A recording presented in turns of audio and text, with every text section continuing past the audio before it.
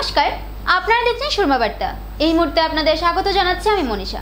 দেখে নিচ্ছি আজকের সংবাদ শিরোনাম। মহিলা প্রার্থীর প্রচারে পুরুষ প্রতিনিধি, আড়ালেই থাকছেন নারীরা, বরাক জুড়ে তীব্র প্রতিক্রিয়া।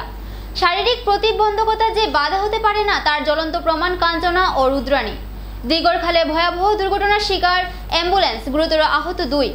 বিজেপির কাছে ফাইনাল সেমিফাইনাল নেই, সব নির্বাচন গুরুত্বপূর্ণ মন্তব্য দিলীপ শইকিয়ার।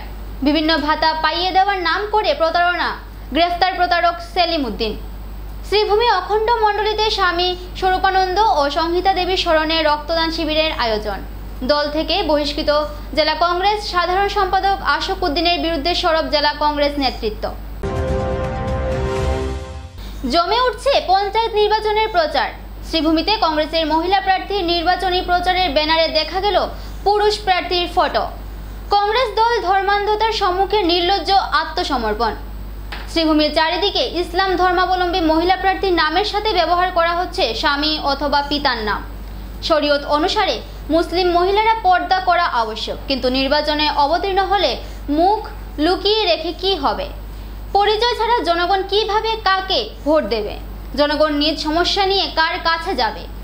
অসম পঞ্চায়েত ব্যবস্থা নির্বাচনে 50% আসন মহিলা সংরক্ষিত। এই ব্যবস্থায় স্থানীয় প্রশাসন মহিলাদের অধিক প্রতিনিধিত্ব ও অংশগ্রহণ নিশ্চিত করে। কিন্তু পুরুষতান্ত্রিক দেশে এই বিধান প্রকৃত অর্থে কতটুকু গ্রহণযোগ্য তার প্রমাণ এবারের পঞ্চায়েত নির্বাচনে পরিলক্ষিত হচ্ছে। যদিও শ্রীভূমি জেলার বিভিন্ন পঞ্চায়েত অঞ্চল থেকে মহিলা প্রার্থী মনোনয়ন দাখিল করলেও প্রার্থীদের অধিকাংশ সামাজিকভাবে পুরুষতান্ত্রিক ব্যবস্থার সম্মুখে আত্মসমর্পণ করতে বাধ্য হচ্ছে। গ্রামাঞ্চলে পুরুষরা মহিলাকে ঘরে আবদ্ধ করে রাখার প্রবণতা অব্যাহত থাকার উদাহরণ এই পঞ্চায়েত নির্বাচন। 2 মে শ্রীভূমি জেলায় পঞ্চায়েত নির্বাচন অনুষ্ঠিত হচ্ছে। এই পঞ্চায়েত নির্বাচনে 50% মহিলা প্রার্থী জেলা পরিষদ, আঞ্চলিক পঞ্চায়েত ও ওয়ার্ড সদস্য পদের জন্য প্রতিদ্বন্দ্বিতা করলেও নির্বাচনে সক্রিয়ভাবে অংশগ্রহণের ক্ষেত্রে নিজ পরিবারের সদস্যরা মূল বাধা হয়ে দাঁড়াচ্ছে।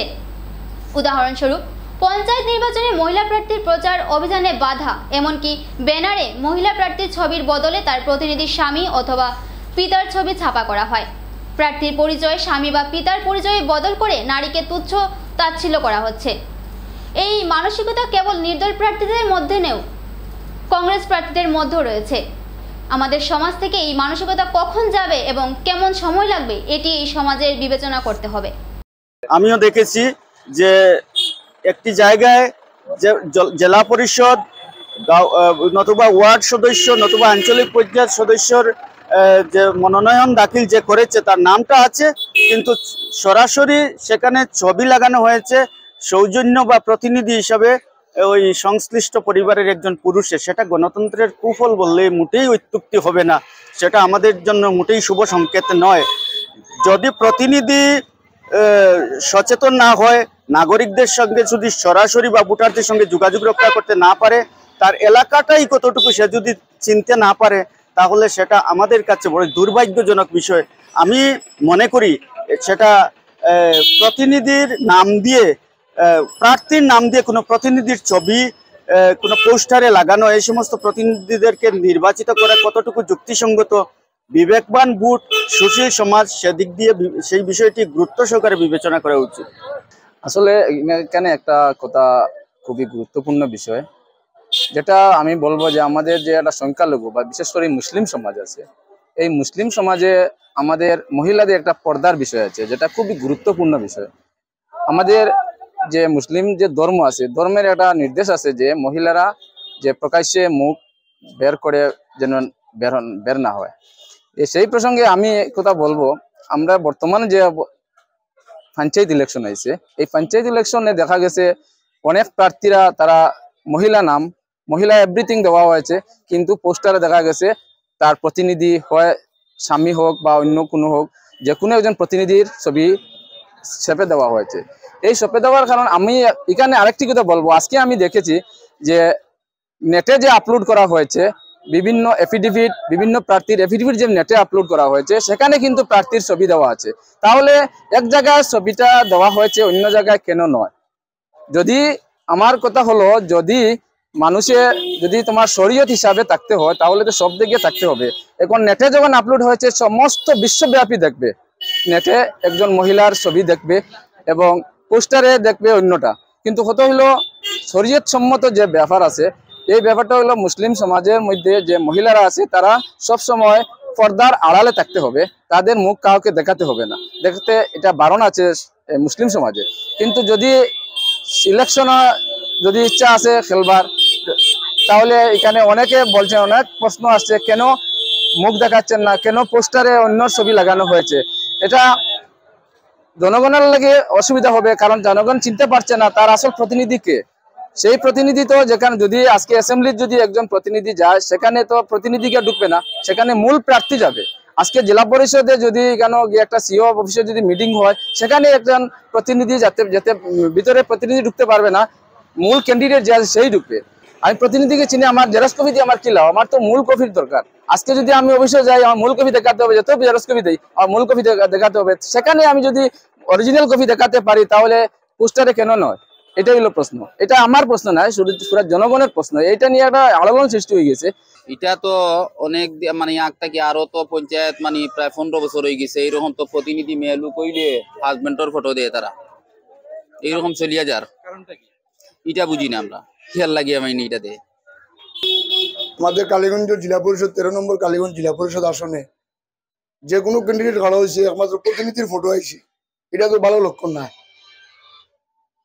পঞ্চায়েত ইলেকশন এবার মুসলিম এরিয়া বেশিরভাগ জেডপিসি লাগে বেশি চিন্তিত। আমরা গ্রামাঞ্চলে তো বেশিরভাগ কালীগঞ্জ সিলেকশন হয়ে গেছে ওয়ার্ড মেম্বার। বিজেপির কাছে সেমিফাইনাল কোয়ার্টার ফাইনাল বলে কিছু নেই। সাধারণ নির্বাচনে যে গুরুত্ব দলের নিকট পঞ্চায়েত নির্বাচনও একই গুরুত্ব। সকল নির্বাচন বিজেপির কাছে গুরুত্বপূর্ণ বলে মন্তব্য রাজ্যিক বিজেপির সভাপতি দিলীপ শইকিয়ার। নলবাড়ির বাহজনী মণ্ডল সভাপতি মিন্টু তামুলির প্রসঙ্গ নিয়ে প্রদেশ সভাপতি বলেন, দলের অভ্যন্তরীণ বিষয় দলের মধ্যে আলোচনা হবে, দলে অনেক বিষয় হয়, আগামীতেও হবে। সংবাদ মাধ্যমে এ নিয়ে কোনো মন্তব্য করার নেই বলে মন্তব্য দিলীপ শইকিয়ার। বিজেপিতে দাদা ব্রিগেডের বাহিরে অন্য কারোর কথা চলে না বলে সাংসদ গৌরব গগৈর করা মন্তব্য নিয়ে বিজেপি সভাপতি দিলীপ শইকিয়া বলেন, কংগ্রেস কার কথায় চলে সেটি আগে গৌরব গগৈর সম্মুখে আনা প্রয়োজন। ওয়াকফ সংশোধনী আইন নিয়ে দিলীপ শইকিয়ার মন্তব্য, দেশের সামান্য সংখ্যক মুসলমান লোক ওয়াকফের সুবিধা ভোগ করছিল। ওয়াকফ সংশোধনীর ফলে মুসলমান সম্প্রদায় লাভবান হবে। কংগ্রেস মুসলমান লোকদের ভুল বুঝিয়ে উস্কানি দিয়ে আন্দোলন করছে। দিলীপ শইকিয়ার মতে ভারত মুসলমানরা পাকিস্তানের মুসলমানরা নিরাপদ ও সুরক্ষিত। পঞ্চায়েত নির্বাচনে বিজেপি বরাক সহ সমগ্র রাজ্যে ভালো ফলাফল করবে বলে আশাবাদী রাজ্যিক বিজেপি সভাপতি। তিনি বলেন, ইতিমধ্যে বিভিন্ন আসনে বিনা প্রতিদ্বন্দ্বিতায় জেলা পরিষদ, আঞ্চলিক পঞ্চায়েত সদস্য পদে জয়ী হয়েছেন দলীয় প্রার্থীরা। তিনি বলেন, রাজ্যের গ্রামীণ ভোটাররা উন্নয়নের সাথে আছেন। উন্নয়নের সাথে থাকা মানে বিজেপির সাথে থাকা। উল্লেখ্য, পঞ্চায়েত নির্বাচনের প্রচারের জন্য বরাকে এসে উপস্থিত হয়েছিলেন প্রদেশ বিজেপি সভাপতি দিলীপ শইকিয়া। রবিবার বরাকের 3 জেলায় প্রচার চালিয়ে সোমবার শিলচর দলীয় কার্যালয়ে এক সাংবাদিক সম্মেলন করে ফের গুয়াহাটির উদ্দেশ্যে রওনা হন সভাপতি दिलीप शइकिया। 55 साल 50 साल कांग्रेस ने ये गरीब मुसलमान के ऊपर बहुत अन्याय किया है। उनका अधिकार छीना। हमेशा चुनाव के समय नमाज बंद कर देगा, मस्जिद बंद कर देगा, वो बंद कर देगा, ये बंद कर देगा बोल करके ये लोग डराते हैं साधारण मुसलमान को। हकीकत में बीजेपी सरकार आने के बाद भारत का मुसलमान जितना शांति में रह रहा है, पाकिस्तान में भी अदर मुस्लिम्स कंट्रीज में भी मुसलमान इतना सुरक्षित नहीं है, भारत में जितना सुरक्षित है। यही बढ़ता है, दूसरा कुछ देखने का जरूरत नहीं। मोदी जी के नेतृत्व में आसाम में हेमंत बिश्व शर्मा जी के नेतृत्व में कहीं पर भी छोटा सा भी एक दिन के लिए कहीं मतलब ना कर्फ्यू लगा, ना कहीं कोई कम्युनिटी कोई कुछ ऐसा इश्यू हुआ, ना कोई दंगे हुए, ऐसा कम्युनल कोई टेंशन हुआ, कहीं कुछ नहीं हुआ है। ये कांग्रेस ने जानबूझ करके पूरे असम को, देश को अस्थिर करना चाहते हैं, असम को, देश को मतलब पीछे धकेलना चाहता है। इसलिए मुसलमान समाज इस वक्फ अमेंडमेंट एक्ट 2025 के माध्यम से हम उनको एम्पावर्ड करने के लिए इस विधेयक को हमने लाया था और सदन ने दोनों विधेयक के ऊपर दोनों सदनों ने इनका समर्थन किया और हम सब लोग आज गौरव से बोल सकता है कि हम मुसलमान समाज के लिए अगर कोई अच्छा सोचा है तो नरेंद्र मोदी जी सोचा है। ग्रामांचলৰ ইনক্লুসিভ ডেভেলপমেন্ট যেটা আমি কৰিব পাৰো তাৰ কাৰণে এই নিৰ্বাচনটো আমি অত্যন্ত গুৰুত্ব হিচাপে লৈছো। বহুতে প্ৰশ্ন কৰে আপোনালোকৰ কাৰণে সেমি ফাইনেল নেকি, আপোনালোকৰ কাৰণে কোৱাৰ্টাৰ ফাইনেল নেকি। আমাৰ কাৰণে প্ৰতিটো নিৰ্বাচনে ফাইনেল। বিজেপিৰ কাৰণে কোনো নিৰ্বাচন কোৱাৰ্টাৰ ফাইনেল নহয়, বিজেপিৰ কাৰণে কোনো নিৰ্বাচন সেমি ফাইনেল নহয়, বিজেপিৰ কাৰণে প্ৰতিটো নিৰ্বাচন ফাইনেল। আমি সমশক্তি পঞ্চায়তত যিমান শক্তি আমি লগাও পাৰ্লিয়ামেণ্টতো আমি সিমানে শক্তি লগাও। পঞ্চায়ত টু পাৰ্লিয়ামেণ্ট আমি ইকুৱেল ষ্ট্ৰেংথ, পাৰ্টিৰ যিমান শক্তি আছে আমাৰতো আছে, কাৰ্যকৰ্তা আছে, সকলোৱে অত্যন্ত প্ৰতিটো নিৰ্বাচনক গুৰুত্ব সহকাৰে লয় আৰু বুথ পৰ্যায়লৈকে আমি সংগঠন শক্তিশালী কৰি ৰাইজৰ মাজত যাওঁ, ৰাইজৰ আশীৰ্বাদ বিচাৰোঁ আৰু ৰাইজে আমি কৰা কামৰ দাম নিশ্চয় আমাক দি আছে। যোৱা 12টা নিৰ্বাচনত 13টা নিৰ্বাচনত কংগ্ৰেছক শোচনীয়ভাৱে কংগ্ৰেছ পৰাজিত হৈছে। গতিকে এটা যিটো বিজয়ৰ যিটো আমাৰ যাত্ৰা আৰম্ভ হৈছে পঞ্চায়তৰ পৰা পাৰ্লিয়ামেণ্টলৈকে, এই পঞ্চায়ত নিৰ্বাচন 2025তো আমি আশানুৰূপ নহয়, পূৰ্বতকৈ বহুত ভাল ফলাফল, মানে পূৰ্বৰ সকলো অভিলেখ ভংগ কৰি অভূতপূৰ্ব পঞ্চায়ত নিৰ্বাচনৰ ফলাফল আমি লাভ কৰিবৰ কাৰণে আগবাঢ়ি আছো। শারীরিক প্রতিবন্ধকতা যে বাধা হতে পারে না তার প্রমাণ কাঞ্চনা ও রুদ্রাণী। প্রবল ইচ্ছাশক্তি ও মানসিক দৃঢ়তার কাছে শারীরিক প্রতিবন্ধকতা যে বাধা হয় না তা প্রমাণ করে দেখালো শ্রীভূমি জেলার বিশেষভাবে সক্ষম দুই যুবতী।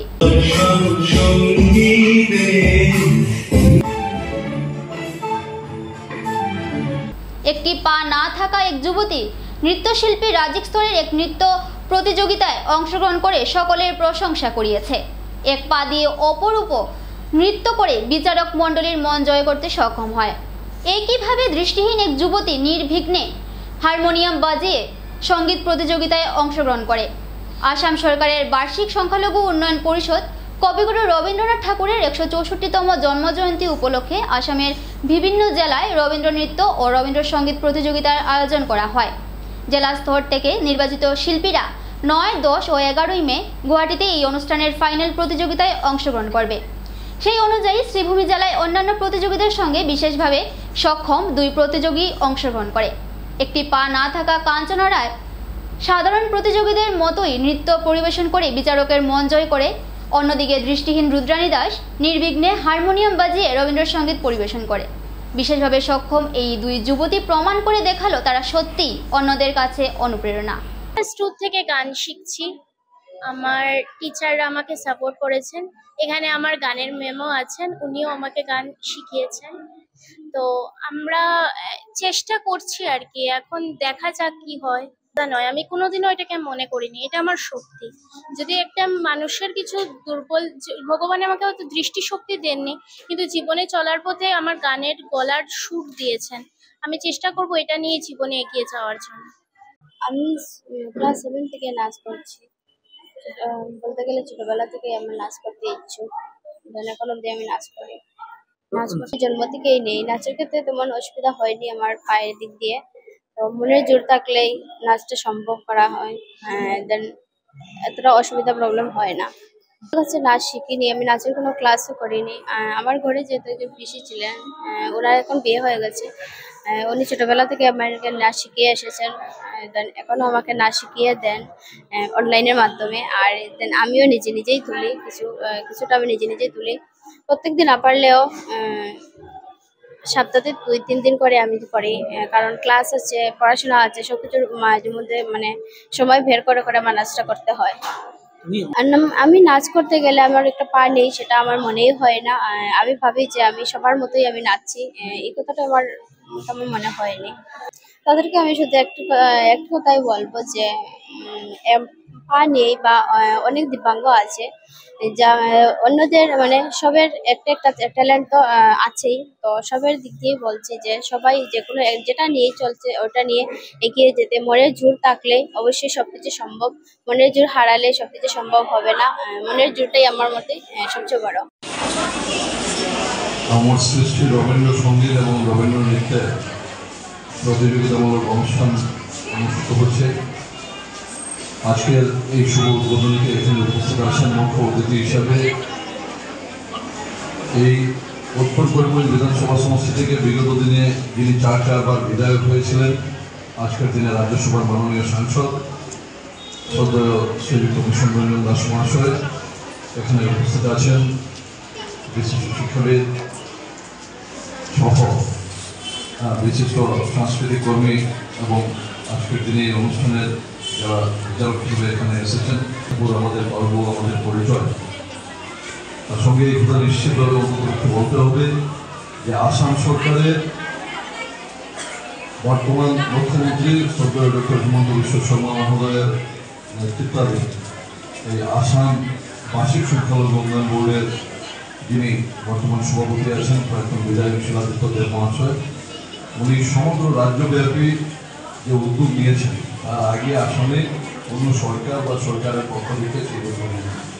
এখানে বিশুদ্ধ বলেছেন, দেমালি যে একটা উল্লেখ করেছেন, এখানে বসে বসে সুব্রত খাজাঞ্চি মহোদয় বলছিলেন যে উনি বিগত বছর গিয়েছেন এবং বরাক উপত্যকায় যে হারে হচ্ছে তার থেকে অনেক বেশি ব্রহ্মপুত্র উপত্যকায় এই প্রতিযোগিতা নিয়ে মানুষের মধ্যে সাড়া আছে। এবারে নিয়ে নিচ্ছে ছোট্ট একটা বিজ্ঞাপন বিরতির সঙ্গে থাকুন। বাইক ক্রয় করবেন আর চিন্তা নেই, ইস্টার্ন অটোমোবাইলস নিয়ে এসেছে বিহু ধামাকা অফার। প্রত্যেকটি বাজাজ বাইক ক্রয়ের সাথে সাথে পেয়ে যাচ্ছেন নগদ ছাড় সহ নিশ্চিত উপহার সামগ্রী। পালসার 125 বাইক ক্রয়ে পেয়ে যাবেন নগদ 2000 টাকা ছাড়। পালসার N150 ও পালসার 150 বাইক ক্রয়ে পেয়ে যাবেন নগদ 3000 টাকা ছাড়।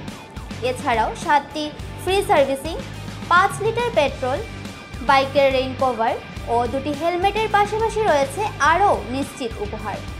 এই বিশেষ অফার চলবে 11 এপ্রিল থেকে 14 এপ্রিল পর্যন্ত।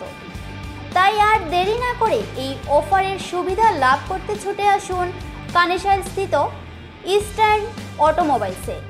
আমাদের ঠিকানা ইস্টার্ন অটোমোবাইলস, কানেশাইল। যোগাযোগ নম্বর 9435076632, 8876091091, 8876891904।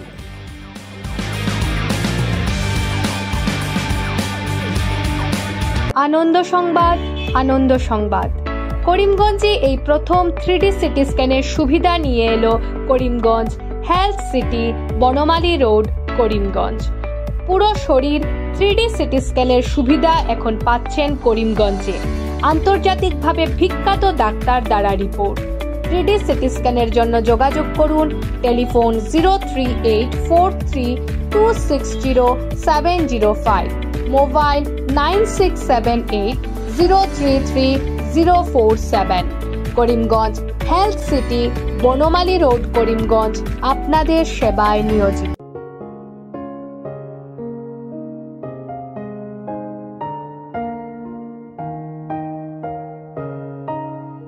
চিকিৎসা সেবায় নতুনত্ব নিয়ে হাজির নিউ লাইফলাইন হাসপাতাল। অত্যাধুনিক প্রযুক্তিতে এখানে pinhole surgery, gallbladder, appendix surgery করা হয়।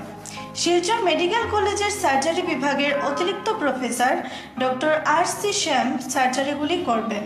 তাছাড়া তিনি প্রতি শনিবার বিকেল 3টে থেকে OPD-তে রোগী দেখবেন। রয়েছেন শিশুরোগ বিশেষজ্ঞ doctor Gulzar হোসেনও।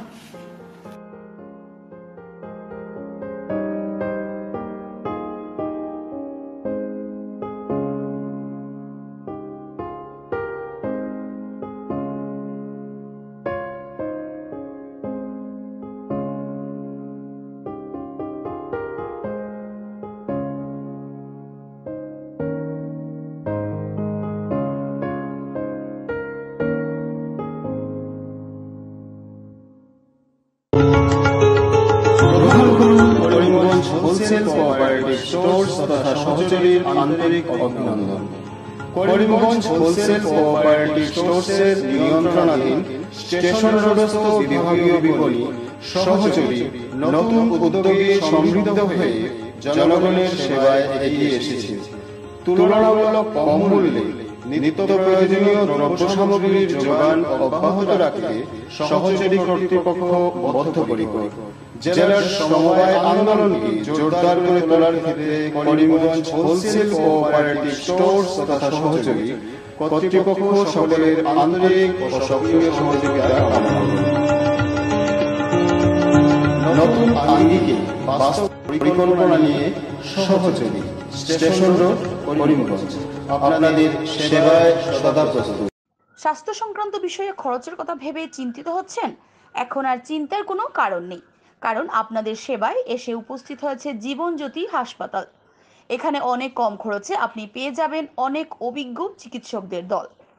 Child specialist, cardiologist, urologist, gynaecologist, skin specialist, orthopaedics, neurologist, এছাড়াও নর্মাল ডেলিভারি, সার্জিয়ান ডেলিভারি, সব রকমের ortho surgery, advance laparoscope surgery, knee replacement, spine surgery, সব রকমের ইউরো সার্জারির সুবিধা ছাড়াও অপারেশন থিয়েটার, 24 ঘন্টা emergency ward, ICU labour room, medical specialist, general ward, laboratory, hospital dispensary, গাড়ি পার্কিংয়ের স্থান ছাড়াও নানান প্রকার সুযোগ সুবিধা অনেক কম খরচে লাভ করতে পারবেন জীবনজ্যোতি হাসপাতালে।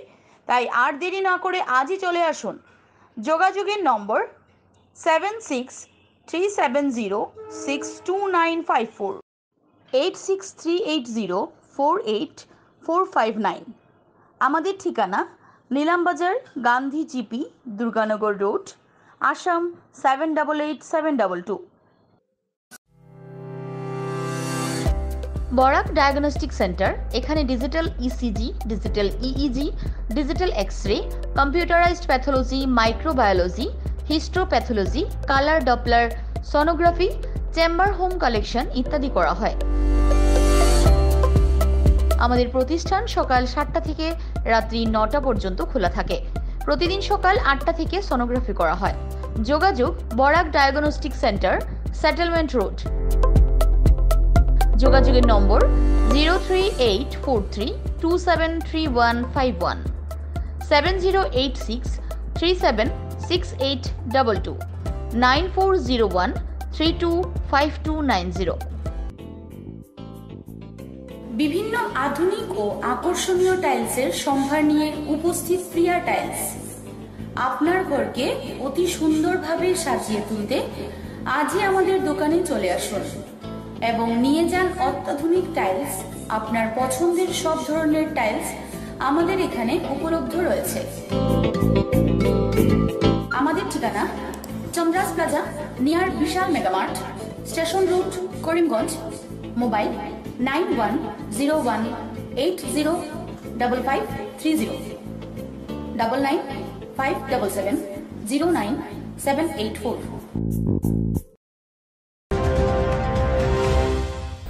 রামকৃষ্ণনগরে গ্রেফতার প্রতারক সেলিম উদ্দিন।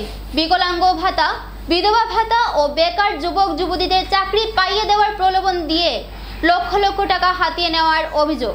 গ্রামের সহজ সরল দিব্যাঙ্গ মানুষদের লক্ষ লক্ষ টাকা আর্থিক অনুদান পাইয়ে দেওয়ার প্রলোভন দিয়ে তাদের কাছ থেকে হাজার হাজার টাকা হাতিয়ে নিয়েছিল প্রতারক সেলিম উদ্দিন। অবশেষে গ্রামে গঞ্জে ঘুরে সহজ সরল লোকদের ঠকিয়ে বেড়ানো প্রতারককে ধরে পুলিশের সোপর্দ করলেন জনতা। ধৃত প্রতারকের নাম সেলিম উদ্দিন তালুকদার। বাড়ি শ্রীভূমি জেলার রামকৃষ্ণনগর থানাধীন ইছাখাউড়ি গ্রামে। রামকৃষ্ণনগর পুলিশ প্রাথমিক তদন্তের পর ভারতীয় ন্যায় সংহিতার 316(4) ও 351(3) ধারায় তাকে গ্রেফতার করে আদালতে প্রেরণ করেছে। ধৃত সেলিম উদ্দিন দীর্ঘদিন ধরে রামকৃষ্ণনগর সমজেলার গ্রামাঞ্চলে ঘুরে বিকলাঙ্গ ভাতা, বিধবা ভাতা বা বেকার যুবক যুবতীদের চাকরি পাইয়ে দেওয়ার প্রলোভন দিয়ে লক্ষ লক্ষ টাকা হাতিয়ে নেওয়ার অভিযোগ রয়েছে। শারীরিক রূপে সক্ষম আলাউদ্দিন নামের এক দিব্যাঙ্গ লোককে আজমল ফাউন্ডেশনের তরফে 2 লক্ষ টাকার অনুদান পাইয়ে দেওয়ার নামে 20,000 টাকা হাতিয়ে নিয়েছিল সে। জনগণ সেলিম উদ্দিনকে আটক করার পর দিব্যাঙ্গ আলাউদ্দিন তার বিরুদ্ধে পুলিশে মামলা দায়ের করেন। আলাউদ্দিনের দেওয়া মামলার উপর ভিত্তি করে পুলিশ তাকে গ্রেফতার করে আদালতে প্রেরণ করেছে। জেলা কংগ্রেসের নেতা আশুক উদ্দিনের বিরুদ্ধে সরব জেলা কংগ্রেস নেতৃত্ব। পঞ্চায়েত নির্বাচনে দলীয় নীতি অবজ্ঞা করায় 6 বছরের জন্য দল থেকে বহিষ্কৃত হয়েছেন শ্রীভূমি জেলা কংগ্রেস সাধারণ সম্পাদক আশুক উদ্দিন। দল থেকে বহিষ্কৃত হয়ে দলের সভাপতিকে নিয়ে নানান মন্তব্য করেন আশুক উদ্দিন। এবার তার বিরুদ্ধে সরব হলো জেলা কংগ্রেস নেতৃত্ব। দল বিরোধী আশুক উদ্দিনের কথায় কান না দেওয়ার আহ্বান জানান জেলা কংগ্রেসের সহসভাপতি বিশ্বজিৎ ঘোষ। দলীয় নিয়ম নীতি ভেঙে কংগ্রেস প্রার্থীর বিরুদ্ধে জেলা পরিষদ আসনে প্রতিদ্বন্দ্বিতাকারী আশুক উদ্দিন দল থেকে বহিষ্কৃত হয়ে জেলা সভাপতির বিরুদ্ধে কুৎসা রটাচ্ছেন। দল বিরোধী আশুকের কথা কেউ পাত্তা দিচ্ছে না বলে মন্তব্য বিশ্বজিৎ ঘোষের। কংগ্রেস কার্যালয়ে এক সাংবাদিক সম্মেলন করে জেলা কংগ্রেস সহসভাপতি বিশ্বজিৎ ঘোষ বলেন, আশুক উদ্দিন দলের পুরনো কর্মী হলেও তিনি দল বিরোধী কাজ করছেন। তিনি বলেন, মুখে কুৎসা রটালে জনগণ তা মেনে নেবে না, এর প্রমাণ দিতে হবে, যা দেওয়ার ক্ষমতা নেই আশুক উদ্দিনের। তিনি বলেন, জেলা সভাপতি রজত চক্রবর্তী দলীয় নিয়ম নীতি মেনে কাজ করে যাচ্ছেন, তাই তিনি দলের দায়িত্বে থাকবেন। বিশ্বজিৎ ঘোষ এদিন দল থেকে বহিষ্কৃত নেতা আশুক উদ্দিনের কঠোর সমালোচনা করেন।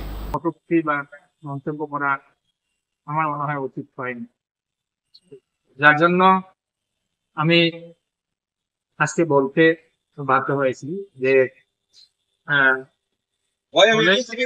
দলের অনুশাসনে পড়ে গেছে সেটা যে আমাদের অফিসিয়াল ক্যান্ডিডেটের এগেইনস্টে যদি কোনো কংগ্রেসের কেউ ক্যান্ডিডেট হয় তো সেটা এমনিতেই ওকে সাসপেন্ড করা হয়। যেহেতু আশুক উদ্দিন অনেক পুরানা কংগ্রেসই, উনি আমাদের কংগ্রেসে অনেক দিন থেকে পোর্টফোলিওতে আছেন, আর ওনাকে নমিনেশন দেওয়া হয়নি, আর সেটা সিদ্ধান্ত নিয়েছে আমাদের প্রদেশ কংগ্রেস, ওনাকে 6 বছরের জন্য সাসপেন্ড করে দেয়। শুধু উনি না, জেলা পরিষদ ক্যান্ডিডেট যারা যারা আমাদের অফিসিয়াল ক্যান্ডিডেটের এগেইনস্টে দাঁড়িয়েছেন ওরা সবাইকেই আমাদের আসাম প্রদেশ কংগ্রেস কমিটি সাসপেন্ড করে। শিলচর গুয়াহাটি সংযোগে জাতীয় সড়কের কাছাড় জেলার দিগরখালে ভয়ঙ্কর পথ দুর্ঘটনা। নিয়ন্ত্রণ হারিয়ে সড়কের পাশে থাকা ট্রাকের ধাক্কা মৃতদেহ নিয়ে যাওয়া দ্রুতবেগী অ্যাম্বুলেন্সের। ঘটনায় গুরুতর আহত 2 জন। শিলচর গুয়াহাটি জাতীয় সড়কের কাছাড় জেলার দিগরখালে নিয়ন্ত্রণ হারিয়ে গুয়াহাটি থেকে শিলচর অভিমুখী মৃতদেহ বয়ে নিয়ে অ্যাম্বুলেন্সটাকে ধাক্কা মারে। ঘটনায় গুরুতর আহত হয় অ্যাম্বুলেন্সের মৃতদেহের সাথে থাকা 2 ব্যক্তি। স্থানীয় লোকেরা তাদের উদ্ধার করে স্থানীয় চিকিৎসালয়ে প্রেরণ করে। এদিকে অ্যাম্বুলেন্সে থাকা মৃতদেহ উদ্ধার করে অন্য একটি গাড়ি করে প্রেরণ করে স্থানীয় লোকেরা। আহত 2 জনের অবস্থা গুরুতর বলেও জানা গেছে। শ্রীভূমি অখণ্ড মণ্ডলীতে স্বামী স্বরূপানন্দ ও সংহিতা দেবীর স্মরণে রক্তদান শিবির অনুষ্ঠিত। নববর্ষের আনন্দলগ্নে দক্ষিণ আসাম সম্মিলিত অখণ্ড সংগঠনের অন্তর্গত শ্রীভূমি অখণ্ড মণ্ডলীর পরিচালনায় শ্রীভূমি সিভিল হাসপাতালের সার্বিক সহযোগিতায় ও অযাচক আশ্রমের তত্ত্বাবধানে শ্রীভূমি অখণ্ড মণ্ডলী বিসর্জন ঘাটে অযাচক ঋষি, মানবতার পূজারী, স্বাবলম্বনের মূর্ত প্রতীক, কর্মযোগী শ্রী শ্রী মৎ স্বামী স্বরূপানন্দ পরমহংসদেব ও তারই মানসকন্যা মহাসন্ন্যাসিনী শ্রী শ্রী সংহিতা দেবীর মহাপ্রয়াণ ও মহাসমাধি স্মরণে রবিবার সকাল 10টা থেকে এক স্বেচ্ছায় রক্তদান শিবির অনুষ্ঠিত হয়। রক্তদান মানে জীবনদান, মহৎদান।